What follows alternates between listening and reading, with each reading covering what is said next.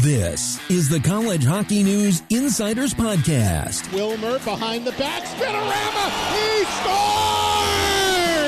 What a goal by Jeremy Wilmer! Discussion. Into the net with a shot, he scores! Owen Mike goes 4-2, Western Michigan. Opinion. Back into the near circle, fires, he scores! Hysteria here in Hockey Valley as Penn State upsets number 2 Minnesota. Special guests and your listener questions. The icing is waved and it's over! Western Michigan has won it. The Broncos are the Frozen Four champions of 2025. Taking you through the world of college hockey, here are your hosts, Adam Roden and Mike McMahon.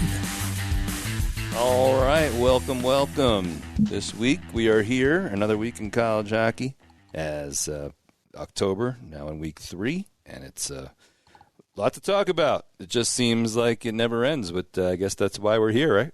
Yeah, it's been kind of a wild start to the season. Like I was having a conversation with someone else in media earlier today. We were talking about, he had asked me, he covers most of the NHL, and he said, who's the best team? Like, who's the best college team? And I go, I don't know.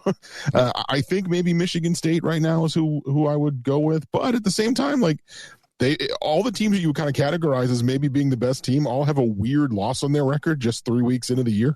Yeah. Whether it's Western losing to Ferris, Michigan State losing to UNH, who am I blanking on?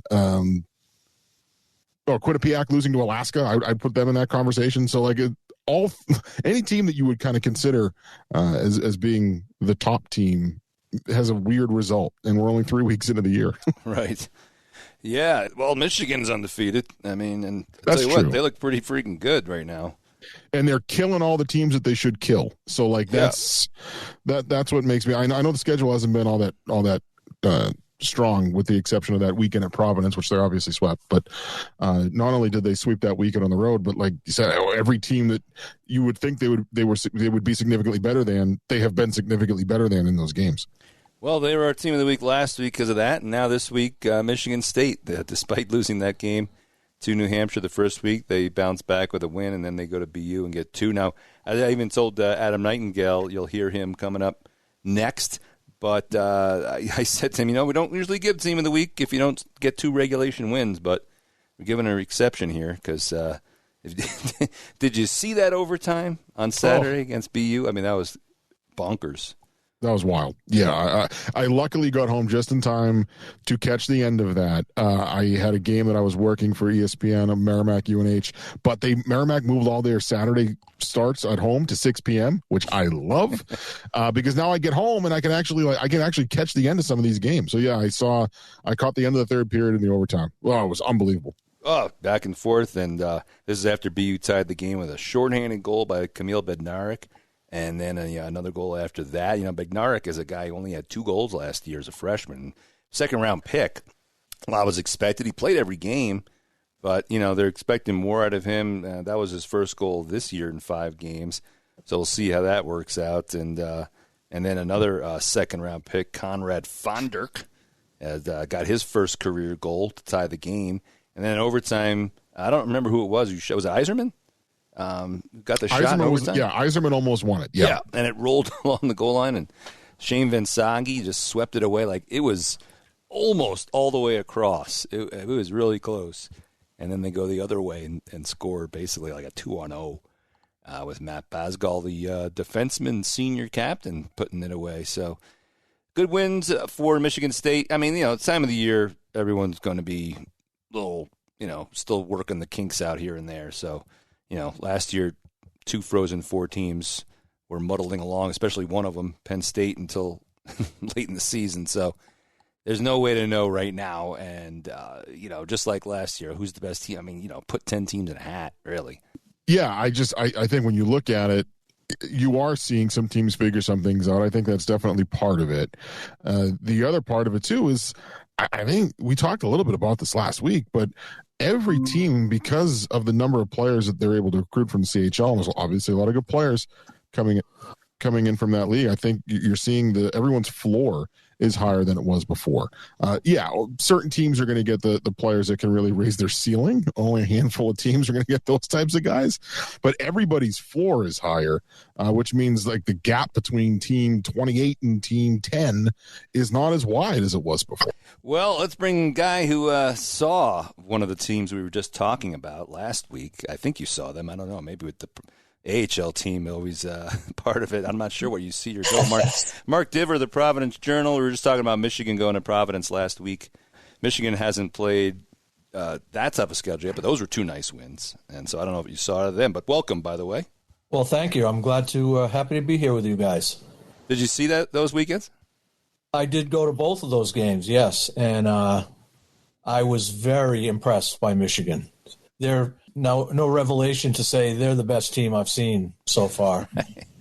Michigan State's right there, but I'd give it to Michigan at this time. They were very impressive, and not only the talent top to bottom, they have a goalie now, which right. I'm not sure that's been the case the last 3 or 4 years. Ivan Kovic looks to be the real thing. I know he's not the prototype NHL size guy, but he'll do just fine in college. And conversely, I guess to that, I was wondering what exactly Providence is, and I don't know if it's too early to tell. I know just the last couple of years they've seemed to not be able to get over the hump, so to speak. I mean, they've had good teams, but not really nationally contending teams that maybe they were hoping for. Can you see that working out differently this year? That's a long way to go, obviously, but what do we take out of what they experienced that weekend? I would say they have the makings of a very good team. Whether it comes together is obviously a question. They have so many new players. They have guys with a lot of CHL experience, but that's not the same as NCAA experience. And until those kids, some of them look to be very good players, but until they get used to college hockey and what college hockey is about, with bigger, stronger, faster opponents than they've been going up against, then I think until Providence proves that they can get that stuff squared away, then they're going to be have outcomes like against Michigan. But I think Nate and his staff will coach these kids up. I think they're going to be good. They'll be a factor in Hockey East, and whether it goes beyond that, well, we'll have to wait and see. But I expect they'll have a strong team, throughout most of the year. Yeah, I mean, they've got the veteran goaltender. Their forward group is really strong, especially at the top. Adding McQueen late in the process like that definitely helps. You actually, it's funny because you mentioned they've got some kids, that need to kind of fill or just learn their way around college hockey. It seems like most of those guys are on D. Is that kind of what you're seeing too? Just a younger D core that's kind of learning the ropes? They got some experienced guys here, but it seems like a lot of that youth is on D. Yes, it is. And some of those kids have a lot of experience in the CHL, and one of them's in U Sports. But it's not the same where they're at now. And I'm pretty confident they will figure it out, but it's going to be a process to get there. And jumping in against Michigan, I mean, talk about a tough way to start.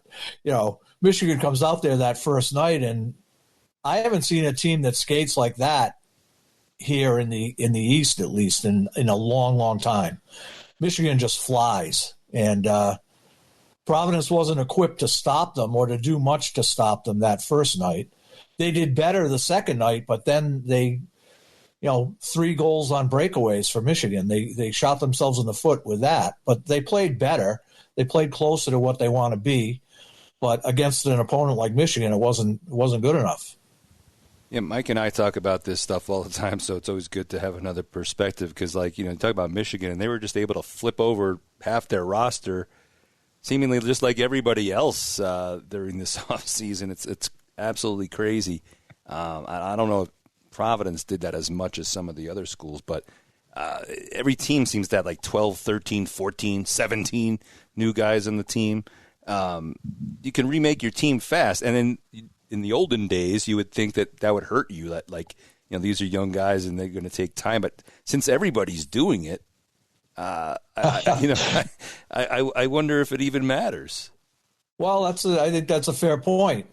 The guys Michigan brought in to replace the ones from last year are let's face it, the highest of the high end. Yeah, right. Providence got McQueen, but they didn't. They didn't get guys of that caliber. Good players, yes, but not like the guys Michigan brought in. So it's a challenge, and it really showed that first weekend. And the other, another thing, I think Michigan was, I don't know if embarrassed is the right word, but they didn't make the tournament last year. So I think this year they got a chip on their shoulder. They're out to prove that they're a real Michigan team and that they can contend. And they certainly looked on that first weekend like they can. The other thing is, and this is not the faces change, but they're as cocky a college hockey team as I've seen since the last time I saw them. Yeah, they came in here, trash talking from the time they got off the plane, and then they backed it up. So right. Okay, if you can back it up, then no complaints. If you can back it up, hey, it comes from the top down. We had Brandon on last week, so I like Brandon, but that's he definitely has that attitude to him, and whatever it is, it rubs off. So if it works, it works. It has, they've been to Frozen Forests, but they haven't won it all yet. But neither has any Big Ten team. So when talking about Providence too, I mean, I know to me anyway, I'm not going to judge Svedback on 3 games. I'm not going to look at numbers and judge anything on 3 games. But he had a career year last year. Seemed like he took a big step. From what you've seen so far, do you think that will hold up over the course of this year? Obviously, it's tough to tell when you're facing Michigan that opening weekend, but do you think he'll either at least maintain where he was a year ago, potentially even take another step? I think he will. I think he's been good so far. I can't point to one goal in the 3 games or even against Quinnipiac in an exhibition game. In the past, he's been good for he's been good for a bad goal every couple of games or so. There hasn't been any of that this year. He's been very steady.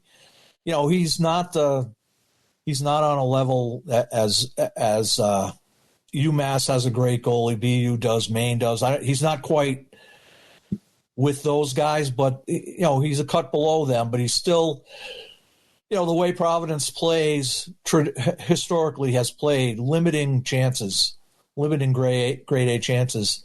He's just fine. And this is his senior year.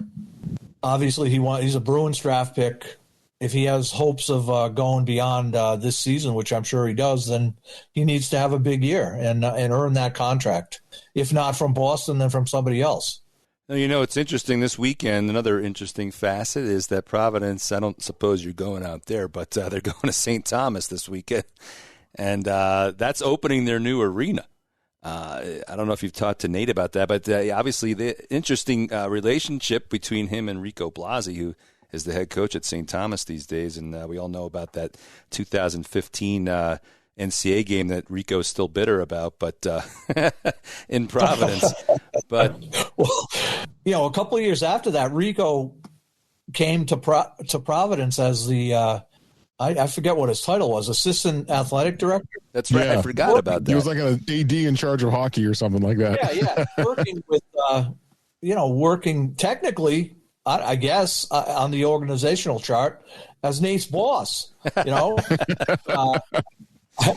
I wouldn't expect for a second that there was any dynamic there where Rico was telling, Nate, you're doing this and you're doing that. But he was there, and I think he contributed a lot. I think he was having a guy like that to tap into his knowledge and everything. It was great, I think, for the Friars to have him. He schedules Michigan. He schedules this trip. They're going to be walking into, a very, very jacked up situation there at St. Thomas. And Nate's excited about it. He was talking today about how it's, other teams might schedule easy opponents early in the season. And I think we've seen that around college hockey, but his approach is kind of the opposite of that, hey, college hockey is hard, so you might as well jump into the hard part as soon as you can and get used to, league play is going to be hard and all of that. So why not get used to it right off the bat? If they come home with 2 losses from St. Thomas, okay, then maybe you can second guess that. But, I think they're excited about it, and they'll come back than they are going out there, I expect. You talked about Roger McQueen earlier. It seems like all of the younger CHL players, not the overagers, but especially the 18-year-olds and in some cases 17-year-olds, have had some adjusting over these first couple of weeks. What have you seen from McQueen?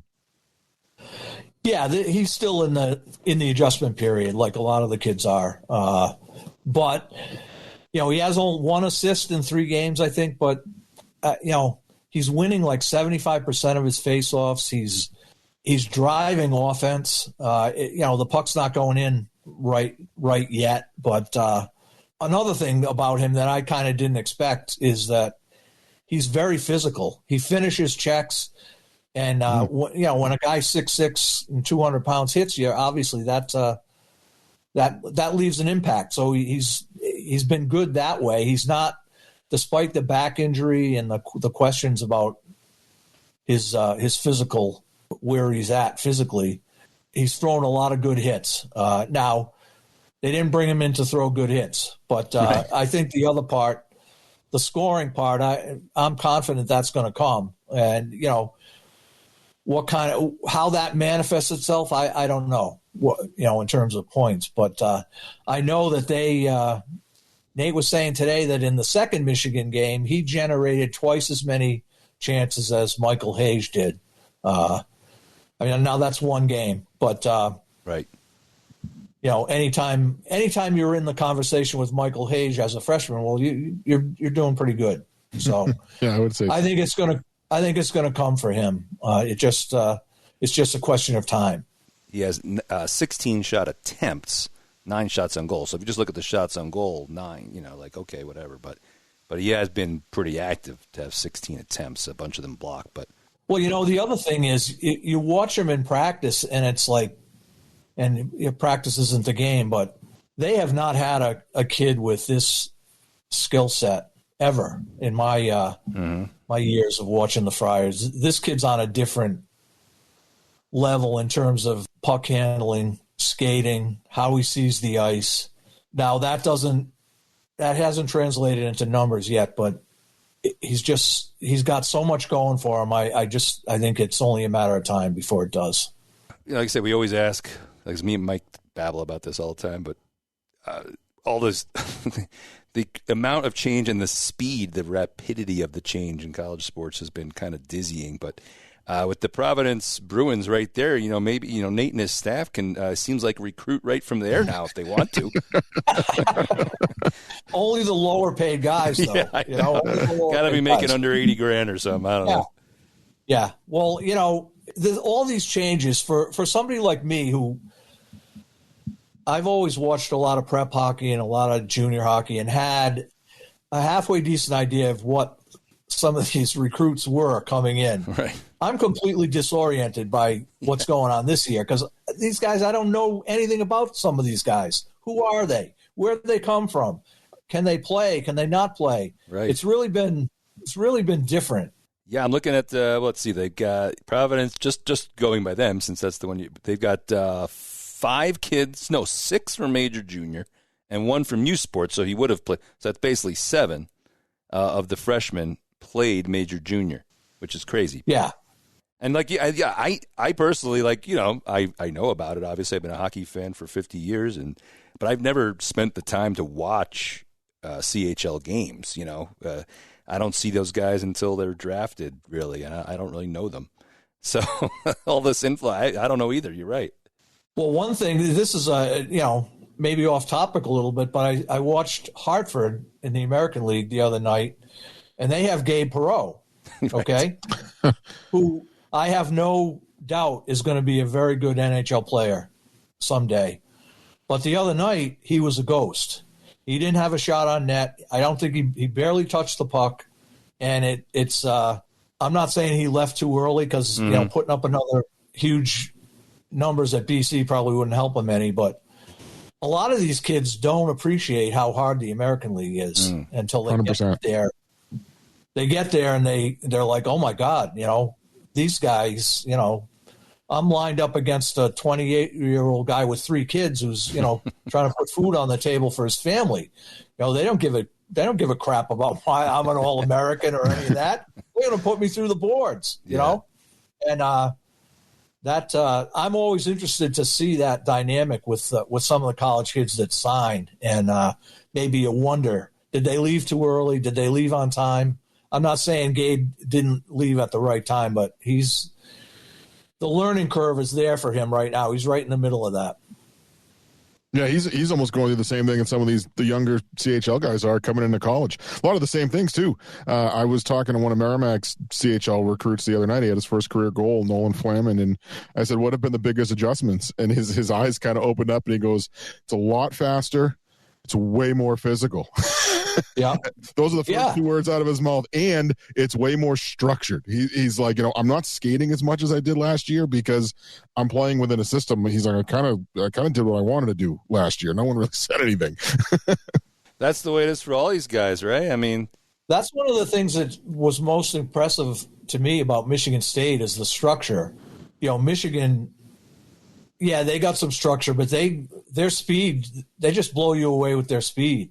And Michigan State is just a big-time structure, 200 feet from end to end. And then they go against a team like BU on the first night. And, BU, and I think we've seen this many times in October with BU teams, it's like they're a bunch of independent contractors. They're not playing a team game. Right. And when they go up against a wagon like Michigan State that's all about, structure, then they look bad.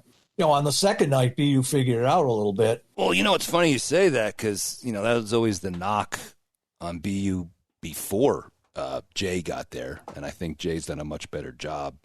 But it does often seem like BU is like that, and they always seem to figure out a way to pull together in March, So I got to give Jay credit for that. Yeah, and I think they've got a terrific coaching staff there, and they coach them up, or they coach them over the course of the season, so that at least the last couple of years, by the second half, a lot of times they're really hitting on all cylinders, and they have the goalie now. And I didn't mention them as one of the top teams I've seen, but they're not at the level of Michigan and Michigan State at this point, but they. With the talent they have, and if they can get their team game together, they'll be right there. They obviously have some very impressive players, and they got a big-time goalie. You always pull it together just in time to knock Cornell out in the regionals, so it's killing me every time. I never see BU play better defensive games than against Cornell all of a sudden the last couple of years. Yeah. But by the way, I mentioned before Providence Journal, but that you're not with them. Are you with them at all doing stuff? I know you. I'm not. I'm doing some freelance stuff if I feel like it. I'm doing a lot more watching than I am writing these days. Gotcha. And it's fantastic. Well, you could always come on here and be our observer. Well, happy to do it anytime. Because you still see a lot of games, right? So that's obviously you enjoy. I go to games. I go to games all the time. That's retirement for me. It's going to. And not having to write, not having to make deadline afterwards, that's a beautiful thing. That is a beautiful thing. I know. After 31 years in the newspaper business where there was a freaking deadline every day, yeah, to not have any is just fantastic. Well, that's why you got to write for the website here. I don't have a deadline either, although, it's got to be somewhat timely. But I'm usually up till 3 in the morning. That's the problem there. But I talked about this with you last time, though. It's also a shame that, all the old necessarily, but veterans of the newspaper business, it's like gone nowadays. It's like all the guys I knew. Not that time zone change and there's different people, but it's like now there's no people. That's the difference. Yeah. Yeah, and I oftentimes find myself in a press box. If I'm not the only one there, which I frequently am, mm-hmm. but I might find myself next to a student who's studying. Wants to cover college hockey or hockey in general, or even just sports. And I never say this to them unless they ask, but go into something else, dude. Yeah. Go into something else. Well, that's the shame of it, though, because those kids are eager. I was one of those one day, Absolutely. Absolutely. Yeah, I can remember the first time I ever got sent to cover a college hockey game was at the Boston Garden. And in fact, the opponent might have been Cornell. Might have been. 79, 78. Oh, they had some battles then. Lou Lamoriello, it was the ECAC tournament. Lou Lamoriello was coaching the Friars, and, there was no media room. There was no, they didn't bring the players out. You had to go down to the room and go in the room, right? And pick your way through the gear on the floor and try and recognize the player if you could and get a couple of quotes. And then I've never forgotten this. I had to dictate my story just off the top of my head over the phone, Yep, I've done that. So now you think of how different it is now when everyone's got a laptop, everyone's got an internet connection. You can send your story in. Yep. I'm over there stammering, stuttering, trying to put a couple of good sentences together over the phone, Yep. Man. I remember doing stuff like that in the early 90s even. That was the time to get out if I was going to get out. Even when laptops started to become a thing and internet connection was pretty dicey. I remember leaving football games on a Friday night in Pennsylvania trying to find a McDonald's, somewhere. Yeah. Oh, the good old days, But that era that you're talking about there is a pretty famous Providence Cornell game, which I'm sure you've heard about. Randy Wilson missing an open net on one end, and Cornell coming back and tying the game. I have heard about that, and I can't remember who did the story. It wasn't that long ago where Randy Wilson was basically said he didn't give a shit about what happened back then. Which I think if you knew Randy Wilson at all, you weren't surprised, right? Okay? Right. But he captured the spirit of the thing, and Lou's been living with that game ever since then. I'm sure he probably still wakes up in a cold sweat thinking about that game. Just so people know what the heck we're talking about, I got to find this, actually. I actually have that game on video, believe it or not, because when I was broadcasting Cornell games in the 2000s, someone sent it to me. They had a recording somehow, and I digitized it for them. So I have it. I'm trying to find it. I think it was 5-1 in the third period. And Cornell scored like a zillion. Every team scored like a zillion goals a game back then. And they had these guys who scored, just a bunch of Roy Curling and Brock Treadway and Lance Nethery. That was those three. And they weren't that good in general. They had their goaltending was atrocious, but I think that was the era. And it was 5-1, and they come all the way back. But then there's 20 seconds left or something, and Randy Wilson's coming up 1-on-none. 1-on-none. Yeah. And he shoots it wide, just nonchalantly. Cornell picks it up, goes I think it was Curling, goes end-to-end, ties the – or Nethery, goes end-to-end, ties the game. He actually played in the NHL a little bit and ties the game, and they win it in overtime, I think it was. So, yeah, they'll never live that down. But that was in the ECAC tournament, I believe. I have some friends who were students at PC at the time, and they made the drive to Ithaca for that game. Okay. And yeah, here it is, March 6, 1979. They're still ruining the day that they made that trip to see that outcome. To see that outcome, it still haunts them to this day. That's funny. So I'm looking at it here today. It was March 6, 1979, and that was a Tuesday in Ithaca, and the quarterfinal, one game, and then the weekend. So that was it. The whole tournament was, the top 8 out of like 17 teams made it.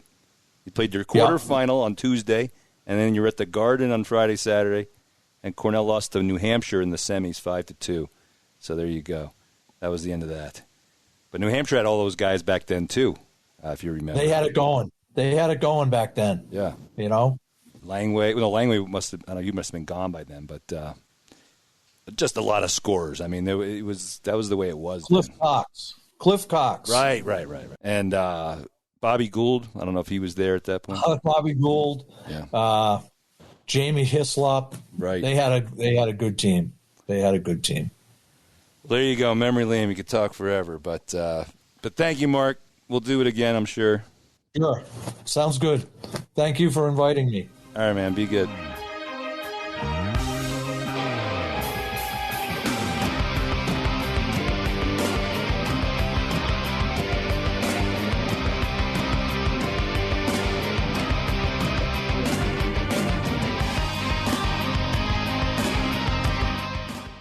Get hurt in the game? We tough it out. Feel exhausted? We push on. Feeling down? We pull ourselves up by the bootstraps. But there are times when bootstraps aren't enough. When stress gets to us and we need to talk to someone about what we're really going through. So we're going to reach out, because sometimes mental health is not a one-person job. Visit loveyourmindtoday.org. That's loveyourmindtoday.org. Brought to you by the Huntsman Mental Health Institute and the Ad Council. So let's welcome in Coach Adam Nightingale of Michigan State. Coach, coming off a weekend at Boston University. Usually don't give team of the week to a team that did not get 2 regulation wins, but I figured going into BU against that team on the road was a pretty good accomplishment, even if one of the wins was in overtime. So how did you look at it coming out of that?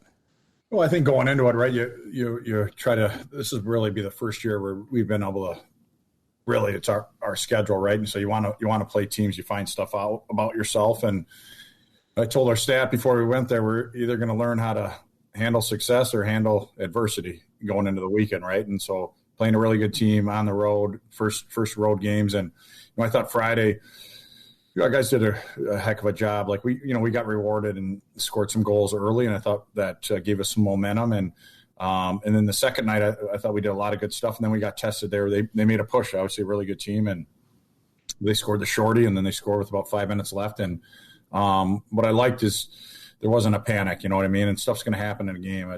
Hockey's a tough sport, especially when you're playing a really good team. And kind of a crazy sequence to finish. We have a 2-on-0 to they have a 2-on-1 to we have a 2-on-1 and finish. So obviously a heck of a play by Shane to dig it off the goal line. Yeah, that was crazy. I didn't see every minute of both games, but I did watch as much as I could, and I saw the ending there. That was definitely nuts. But you were coming off that weekend against New Hampshire where you lost that game late, and then you had a good game the next night. But what lessons did you take out of that? Because BU, they came back as well. Different circumstances, but so I don't know if you were upset at that, their comeback Saturday versus what happened with New Hampshire. No, I think I thought we did a lot of good stuff for the first night against New Hampshire, right? Probably our execution wasn't great, and we chucked the puck around quite a bit, and so a little bit of, for sure, early season hockey, and give them credit, right? I thought they defended really hard. I think they blocked 25, 30 shots, and it was a good eye opener for our guys. You got to respect college hockey, how hard it is to win. And so I thought they had a really good game. And I thought our response the second night against New Hampshire was really good. And so then you went on Friday at BU and you talk as a group. Remember the meeting we had after we lost, and so, BU is going to be better here and they're going to be sharper. And, I really I thought we were really good for large portions of the game, and then you give up the shorty. But I think that's, you can't just wait for the next game to respond. You got to respond within the game, and I thought our guys did that. How comfortable are you with where the lines are and stuff? Is it going to be a constant work in progress, or you feel like you're settling into that? I think you're always trying to look at, ways to help your team be better. But I've also, we don't do a ton of juggling. I've never really believed in, hey, we lost and we didn't play good and let's just throw them into a blender. There's got to be a purpose to it, and I think giving some guys some time to play together. And I don't want to give the guys and out, right? Hey, well, we didn't play good because the lines weren't, I wasn't playing with the right guys. Like we got good players, and a lot of it comes down to executing. And so we got a ton of depth, right? We have options to move guys around, but that's up to the guys. The best guys are going to play. Give me some insight into how you decide these things. You're looking for balance. Is there just sort of an unknown chemistry with guys? What are you looking for? Yeah, I think in a perfect world, right? You want a playmaker, a guy that can finish, and a guy that can create some space for guys. So you can create space through physicality and speed, and you could obviously a playmaker and someone that can finish, but. In a perfect world, I think that's how you try to set up a line, and I think you look at we are pretty deep, you know what I mean, and even like Tiernan Shouty and Tommy Ministo, they've been really good players for us, and we trust them, we put them out there and in different situations, and but yeah, I think when you go back to it, that's kind of your starting point. Coming off last year, obviously, disappointing game in the NCAAs. You guys do so many things well the course of the season. Last 2 years. Is that, in retrospect, is that just hockey? It's just things happen, right? It's a tight game. There's goalies have a good game, whatever, some crazy bounce. You lose a game. Or was there something coming out of that where you're like, we got to shore that up. We got to do something about this. I'm just curious because it's just so nitpicky. I would look at it and be like, well, there's always fans out there like, oh my God, I can't win the big one, right? Which is ridiculous. But yeah, well, I think if you choose to get into coaching, you don't really care what anyone thinks. You got to do what you think's right. So, and not that we're perfect, but there's so much noise, and I don't even have any social media. I don't really care. That's a good thing, probably. Yeah, but I do. I think watching the game back is, for sure. I loved our start. I think when you look at the sport of hockey, you can go back to wooden sticks and straight curves if you don't put a team away when you have an opportunity to, and we didn't execute when we had opportunities, and they're a really good team. And now you get to the third period and it's a tight game, and we take a penalty and they execute and our season's over, So I think you got to be careful to judge progress based on single game elimination. There'll be years of probably I like the single game elimination, where we sneak in and but give them credit, right? I thought they played a really good game, and that's all part of the process of trying to be a top program, right? As good as everyone remembers the great moments, but there's a lot of failure on the way. Well, only one team can win, and it's like there's so many good teams out there, so it's like everyone's in the same boat. You could play the greatest game in the world and lose. Because the other team played good too. For sure. Our sport's unique that way, and I think that's why you got to stay disciplined as a staff of really focusing on the process, right? And I can tell you, our guys, we tell them, hey, we're not judging you on the scoreboard here. That's like some electronic thing that tells you whether you played good or not. Right. And we've won some games that we haven't played good, and the guys know that, and you can feel it in the room. And we've also lost some games where we thought we played good. And I think the more you can stay consistent with that, that's what you want to be, right? Yeah. You don't want to be a program that, wins 6, 7, 8 in a row, lose 5 in a row. It's like you want to be repeatable, and we're not perfect, but I think that's a goal, and you keep knocking on the door. Eventually, you'll get there.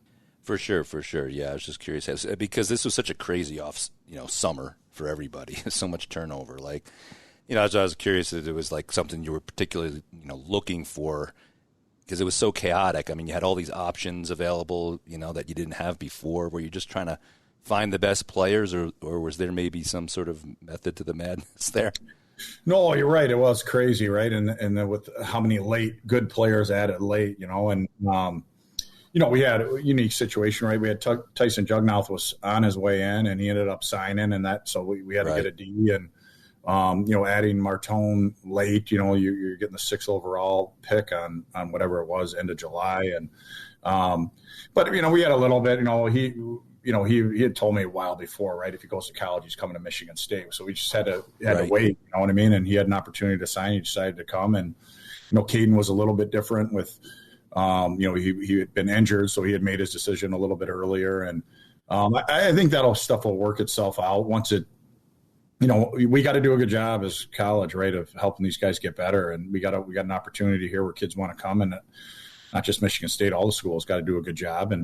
But I think, 3, 4, 5 years, you'll have less of that late stuff. Yeah. I mean, that is a weird situation, though, right? Like, you're probably right that there'll be less of it, but there may still be some of those like top 10 kind of guys where an NHL team just says, hey, why don't you do this instead of going back to junior, right? I mean, because I'm sure the Flyers must have had some.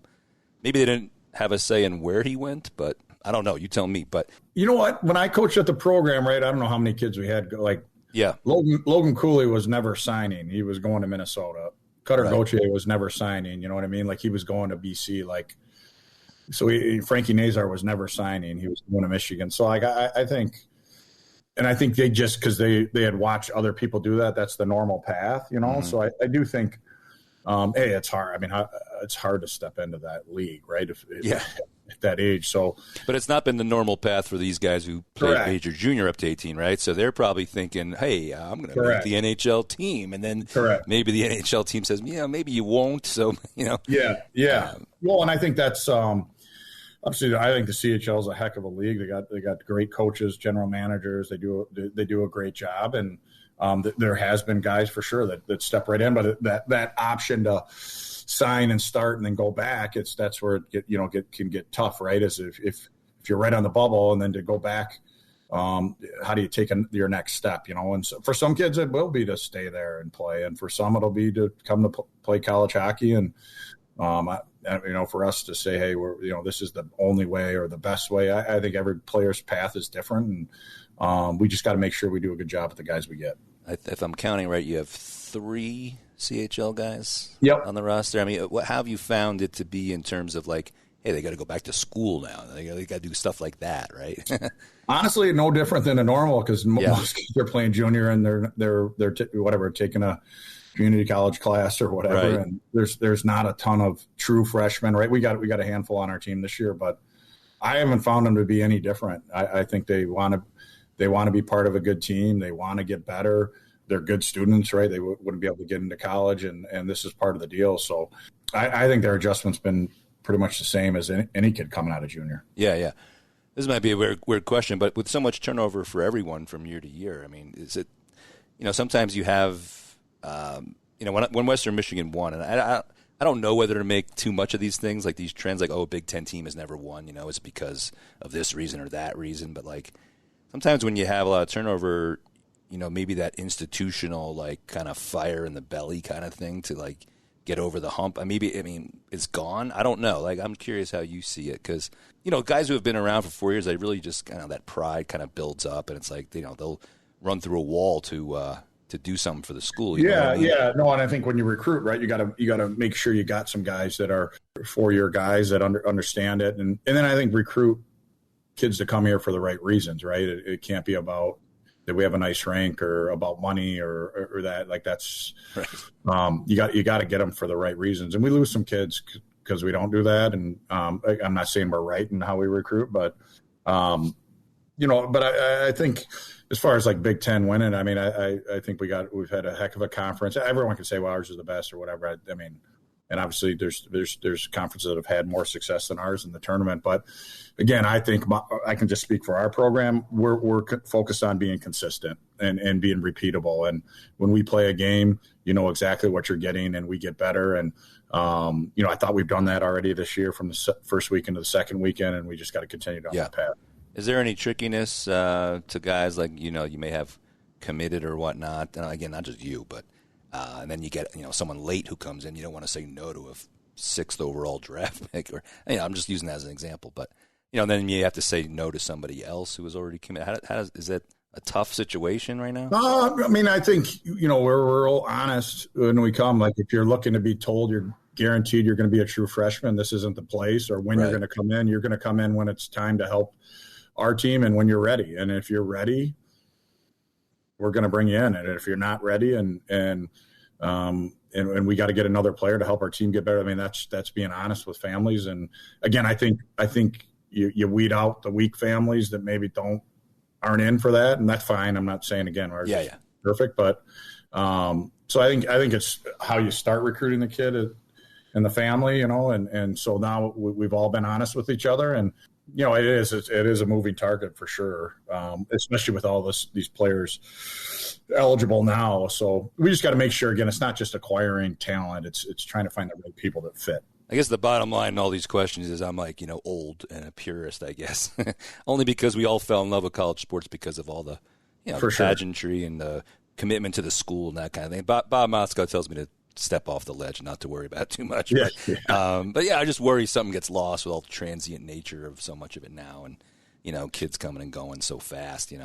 Yeah, but I do think people still want to be part of a team, right? I think that's why we all fell in love with the sport of hockey, and maybe it looks different now, right, with kids leaving earlier and in and out and all that, but. All we can ask is for when the kids are here on campus, they give us everything they got and they're bought into Michigan State, right? And so I think that the root of why we all love this sport is that's never changing, right? And we got to just make sure on a day-to-day basis we remind our guys of it. Well, last thing on all this peripheral stuff, everyone throwing out money stuff, and I don't expect you to tell me any details, but a lot of coaches seem to be downplaying the, the importance of any sort of NIL money or revenue share money. How do you look at it right now? I mean, do you really think, there might be a kid here or there making the decision based on that, or you don't really see that? I think you can get lost in the weeds of all this rumors and numbers and different things. And we certainly, I can just speak for our program is, again, we're not into dangling money to kids and families, and we try to sell on things that have substance. And I do support players getting some sort of money. I think that when you're talking about college, everyone goes back to those years, right? And enough to go grab a pizza or do whatever, and other guys make more for sure. And but that's how life works, right? It's not someday our guys are going to have a job, and some people are going to make more money than other people, and that's everywhere. And so you got to understand. It doesn't mean you're not valued as much, and it's definitely here. It's obviously definitely a part of the game. It's nowhere near football and basketball, right? I think that some of these numbers that get thrown out are not for sure. Real. You know what I mean? So, but again, obviously, some guys are getting it, right? So I guess there is some reason or expectation. I don't know, for some guys, I don't know, but you're not seeing that as their main priority. No, I think there probably are some, right, that's what they're looking for. They probably wouldn't come here then, but which is fine. It's not a fit, and right. Yeah, I think that's as much as all of us don't, you talk like being a purist and all that. I am, and I grew up in Sheboygan, Michigan. I played house league hockey till my last year. And so just to be able to play college athletics was a privilege, and so I think we fight those thoughts, but at the end of the day, it's almost like a scholarship now, right? Like some guys are on more scholarship than the others, and again, I think that actually can help prepare guys for how real world works. Well, did you have to have that conversation though? Like, 'cause some guys probably aren't used to that, like where there's players teammates of theirs making money or what. Did you even bother? Yeah, I talked to our team about it. I would say. Just talking about the concept, like one of the things I was instilled in me is like, you never ask someone what they make. Right.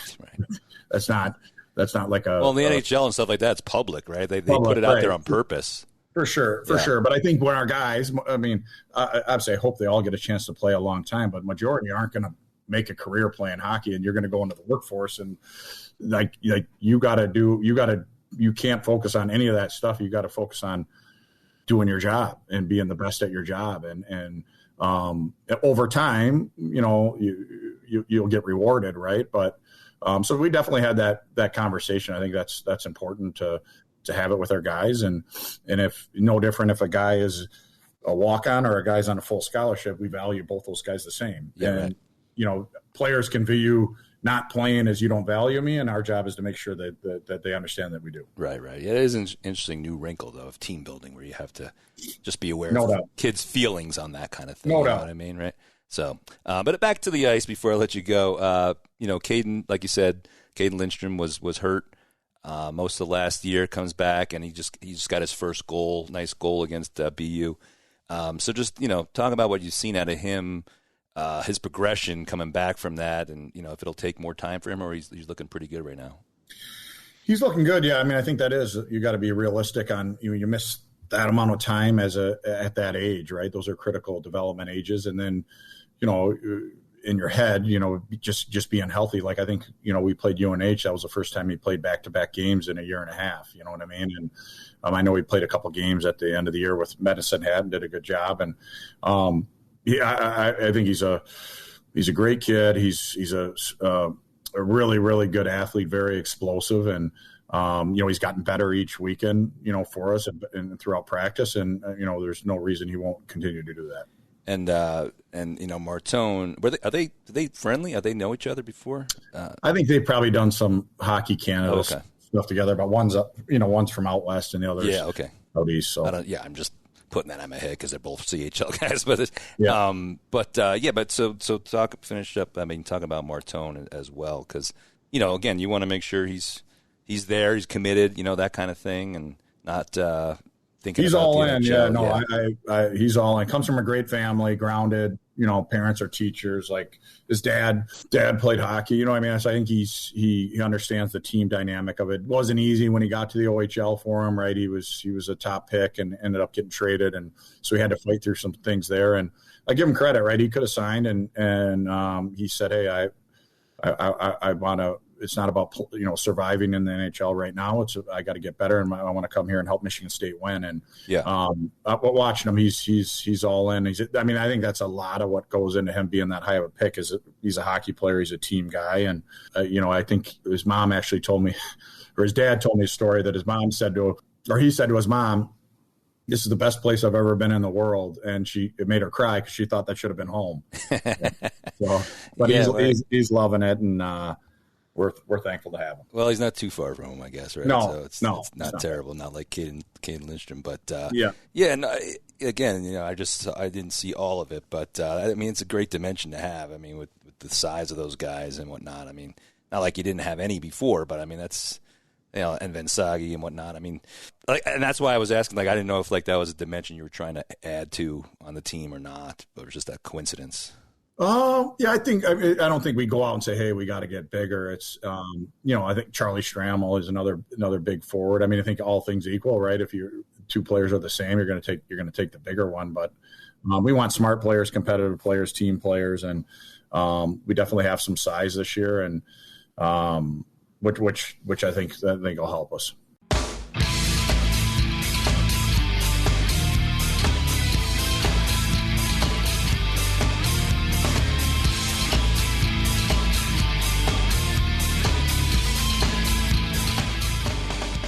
Retirement can be scary, but only if you're not prepared. That's why AARP created thisispretirement.org. Because unless you've already retired, you're in pretirement, and you still have time to plan. Learn about retirement savings options, potential tax breaks, and how you can build savings over time. Visit thisispretirement.org for free resources to help you customize your action plan and feel the retirement fear disappear. Brought to you by AARP and the Ad Council. All right, welcome back here to College Hockey News Insiders Podcast. That was Adam Nightingale, the head coach at Michigan State, with his team currently at 3-1, with one of those wins being an OT win. And that, by the way, is still a thing, even though the pairwise is gone. I put on Twitter this weekend that I was spending a lot of time on the website, College Hockey News. Check it out, please. Changing everything that mentions pairwise to the MPI, which is what they've changed it to, and that's a lot of stuff, I got to tell you. So it was not just coding and coding the new formula and stuff, but it was just all the navigation and what everything points to. And like, for example, we have on our scoreboard, it'll sort of like how in football the ticker will go by and it'll put a little number what their rank is next to that. We have that for the pairwise, but I got now that has to be the MPI rank. So that's a lot goes into that. People probably don't know or care, and they just yell at me when it's wrong. So we got to get it all figured out. And the MPI is on the site. It's a little wonky right now. I wouldn't take any of these numbers.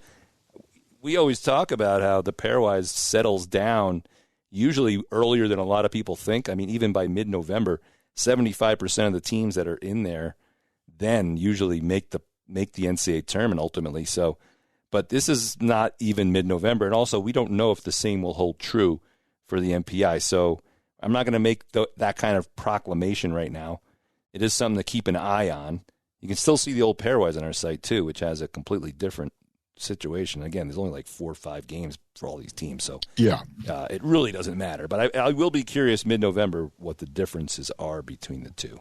Yeah, I mean, I think you had it back last year earlier in the year when they announced it. Like the difference between the pairwise and NPI last year at the end of the season was not a huge difference. Right. So there might be big differences right now because the sample size is so small. But as we accumulate games over the course of the year, it'll be interesting to look at both and see where there's differences, and I'm sure there'll be some small differences. I don't anticipate though it'll be anything huge. There are different ways in which the strength of schedule calculations, just to put it sort of very vaguely, are done in the two formulas, and at this point, that shows itself as a big difference. But as the season goes on, the way that the calculation is done, there won't be as much of a difference. It just looks weird now.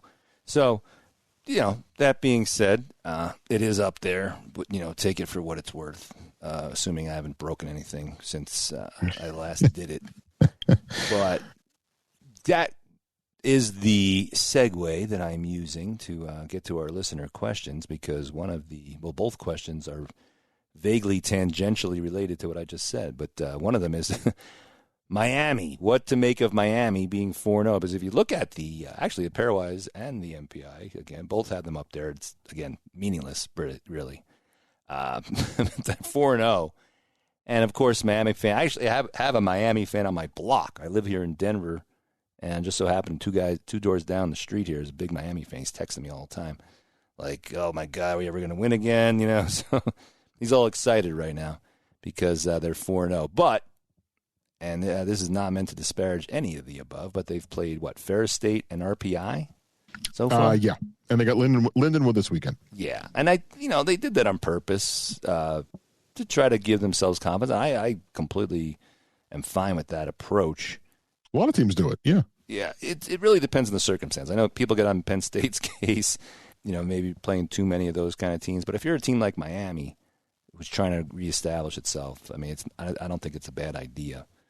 No, to get that confidence. So, but is this for real? Like, are they gonna come in fourth in the NCHC? I don't think so. I don't think so either. Yeah, I don't think, like you said, their strength schedule has not been all that strong. They're also shooting like 16%, which is not going to hold up over the course of an entire year. Right. I don't think they're going to have opposing goalies play .840 save percentage hockey against them for an entire season. So that's likely to change at some point as well. And I look at, the end of the month, really. The two at Lindenwood this weekend, obviously they just beat Denver, so who knows. But then after that, I know Arizona State has struggled, but they're home against Arizona State, at Western Michigan, and then St. Cloud. So that they get into some of the NCHC schedule before they go to Belfast. So those 3 weeks, those 6 games will be a pretty good test to figure out, how real the start is. Yeah, exactly. Plenty long way to go to find all that out. But at least, hopefully, Miami, somewhat viable, at least, because it's been rough.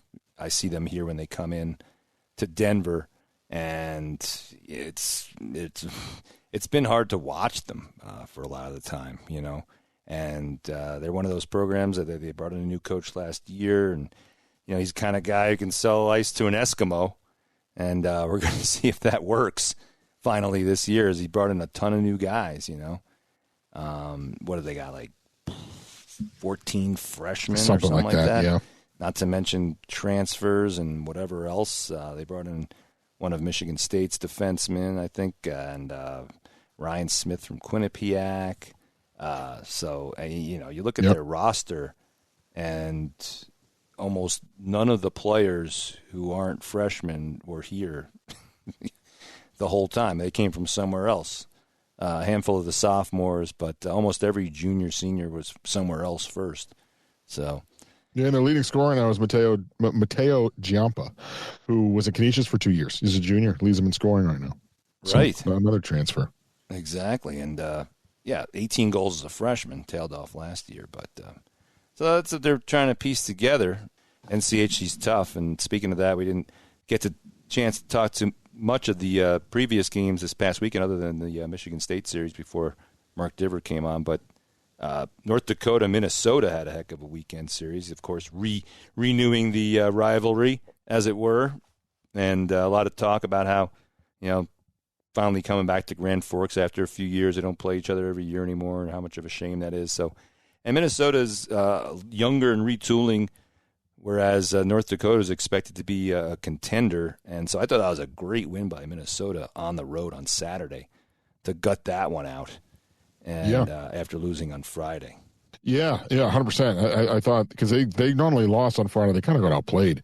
I know we have it up on the site. Look at the expected goals just on top of the overall goals. I mean, they were really outplayed in that game, outshot 32-15 on Friday. That could be hard to bounce back from, just mentally. And to come back the next night and pick up a win was pretty impressive. Absolutely. The other question, by the way, that we got from listeners was any new feature or big updates coming to the app this year. Well, first of all, pay attention to the website, because College Hockey News usually has things first. But the obvious answer to that question is the MPI, because that's all of our time has been devoted to taking care of that. And I don't know what else we could even have on the app at this point. It's full-featured, but the website has been adding. We added our Hobie tracker last year. As a matter of fact, just having a conversation today, trying to refine the chip formula to which is our college hockey war-like stat that we introduced last year, and the Hobie tracker. And we have our customizer, which you have to pay for, but also if you pay a few bucks, you get ad-free website. So there you go. Send a contribution and help our kids eat. Would be good. I was going to ask you about Chip. Yeah, I noticed that hadn't been updated yet, but I wasn't sure if it was because it was just too early. Because I know there's like a strength of schedule component and everything too. Exactly. The actual, it's based upon, a lot of it's based upon your strength of schedule, and since the Cratch, which we call the CHN power ratings these days, also on the website, which is we're still using for that, is not calculable at the moment because there's a few too many undefeated teams. So as soon as that, does everyone need a loss for that to calculate? Or at least one team can be undefeated for that to work. Okay. So at the moment there's two, which is Miami and Michigan. So if either one loses this and the Ivies haven't even started yet. Yeah. So I mean, then you'll have some more too. I know, we have to start over again once they. Yeah. So if Miami or Michigan loses this weekend, we'll calculate it. But then once November rolls around, we won't be able to again until the Ivies all lose a game. So yeah. Usually, mid-November, we're usually okay with that kind of thing. So look forward to that. But, yeah, that's when we'll have that out there. And so there's been features like that. We added time on ice and expected goals to our stat pages last year. So a lot of that stuff was that. And this summer was all about the MPI. So there you go. And right up until today, as a matter of fact. So what else before we go? What's the big games this weekend? I haven't even looked yet, to be honest with you. Denver's at BC. Oh, that's right. Yeah, I know that one. I haven't even really looked yet either. Yeah. I only know Denver at BC because they announced that game was sold out earlier today. I think Western is at Michigan as well. That's the one I was going to mention. Because before Mark Diver joined us earlier, you were talking about like who were the top teams, and Western just annihilated Lowell this past weekend on the road. They did. So yeah, I would think that they are still, but that is to me like every bit, if not more, the heavyweight matchup that we just saw with BU and Michigan State and North Dakota, Minnesota, because that's a home and home Thursday, Friday, and yeah, both of those teams right now. They both look great despite that one hiccup you mentioned about with Western. So and they really, they outplayed Ferris in that game too. I think shots were like 50-18. So it's not like they were outplayed and lost. That's just hockey sometimes. Sometimes you outplay a team and lose. Yeah, it was 3-2, and otherwise they've won 6-4, 2-1, 6-0. So sounds like a Wimbledon score. Another interesting one for me anyway is Duluth, Minnesota. Duluth started the year really well. I know they've had some down seasons here over the last couple of years, especially by Duluth standards, some sub 500 years. I think they've been below 500 the last 3 years. They're 5-1 to start the year. Again, the Augustana weekend with a split looks a lot more impressive after we saw what they just did to Arizona State. They've also swept at Alaska and swept a home and home with Bemidji State. So they're 5-1 going into a 2-game weekend at Minnesota. And then next week, 2 games at North Dakota. So a real big couple of weeks coming up for Duluth after a pretty hot start. Yeah, good one to point out there. That was definitely good because it's funny they got shut out in that Augustana loss, and in their other 5 games they've scored 25 goals. Yeah. So that was just weird that they were shut out in that game because that sophomore class, and we're working on a story on them for the website, as a matter of fact. They've had their injury issues, some of them, but Max Plant, Zam Plant, and Jason Shagabe have combined for 34 points in 6 games, and they're just killing it right now. Oof. And we're talking like 25 shots, just all over the score sheet. Max Plant's a plus 10. Crazy. So, and even that game they lost, that Augustana loss, they lost 4-0. They outshot them 40-16. Their expected goals in that game were 3. Like, that was Josh Kotai just stealing the game for Augustana, no question. Yeah, no, absolutely. And then part of that sophomore class, by the way, is Adam Gajan, the goaltender, who I believe was also hurt sometime last year a bit. And for this year, he's played every game, every minute of every game. Last year, he wound up with an 8.85 save percentage, second-round pick of Chicago, so he's very highly touted coming in. And, he stays, which is good, and right now he's got a 9.22. So, and that's what allowed Clayton Knapp to say that he's going to transfer to Lindenwood. Because he was sort of the 1A guy last year, but knowing that John's coming back and is going to be the starter, he decided to transfer to Lindenwood, and they got a big win against Denver this past weekend, and they have 3 wins already, as a matter of fact, and like you said, they play Miami at home next, so that should be interesting. I mean, Keith Fisher's doing a great job. We didn't even talk about Brendan Riley and LIU with the job they did against Penn State. I mean, thought Clarkson beating Penn State was interesting, but LIU losing in overtime Friday in a game that I swear I watched that game. They were toe-to-toe, Yeah, I was watching the game. I saw the Friday game. Yeah. I didn't see much of the Saturday game, but saw the Friday game. I'll see them this weekend, so it'll be the first time I've seen LIU, so I'm excited to see what they've got this weekend. And I thought in both cases for LIU and Lindenwood, teams that lost their head coach and that coach took a bunch of players. Those teams were kind of gutted. And, it says a lot about the head coaches that they hired, Keith Fisher and Brendan Riley. But it also says something about the nature of the recruiting landscape these days, that they could just come in and just pluck a bunch of guys from all over the place and at the last minute, Yeah. Which is what they both did. Yep. This new coach didn't necessarily do it this way because of I think it's harder to do it at a school like RIT. But Matt Thomas picked up his first win at RIT this past weekend as well. They beat Clarkson. Absolutely, exactly. And this is not his first head coaching stint, but his first win at his alma mater. So I think, out of all the new head coaches, we're still waiting for Eric Lang to get his first win at RPI. He texted me today talking about how he's quitting the Jets as a fan as of January 1st. So RPI, not an easy schedule, RPI. No. The BC, BU, Providence, 2 with Miami. They're at Minnesota State this weekend, home and home with Union the week after that, and Union's played great to start the year too. So not an easy start to the schedule for RPI.